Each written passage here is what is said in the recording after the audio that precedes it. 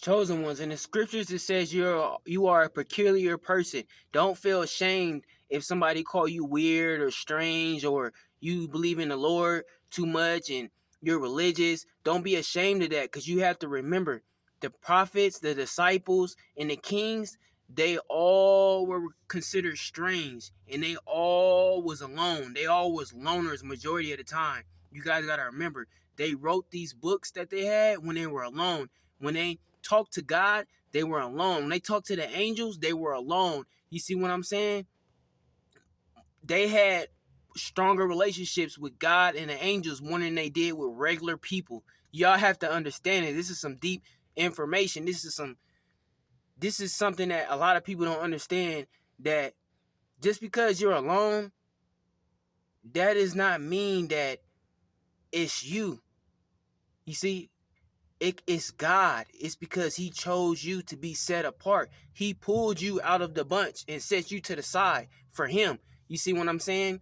Now, don't get me wrong. The prophets and the disciples and the kings, they stepped out for special occasions and biblical holidays and things of that nature, and wars and things where they needed to be present. You see what I'm saying? But majority of the time, they stuck to themselves a lot, and they they stuck to themselves,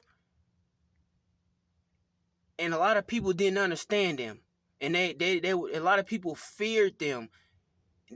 So when you fear something you don't know of, and this is why a lot of them were killed and persecuted. You see what I'm saying?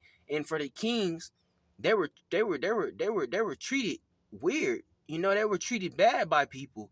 Even though these people loved them, they treated the kings real strange. If you read a lot of the King David's his Psalms and what he talks about how everybody turns on him. And Solomon talks about how there's no righteous people. It's like they chosen ones, we're going to always have this gang stalk on us. It's like a lifetime thing.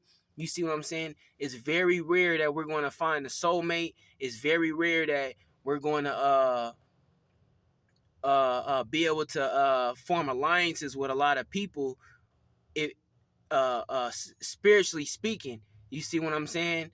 And so people may only work with us because we have knowledge and wisdom, but that don't mean they want to work with us. So you guys have to remember that if you have the Holy Spirit and you're a chosen one and God chose you before birth, you are different. And that's what it is. And you got to accept it, and you got to move on, and you got to continue on your narrow path. All right, shalom.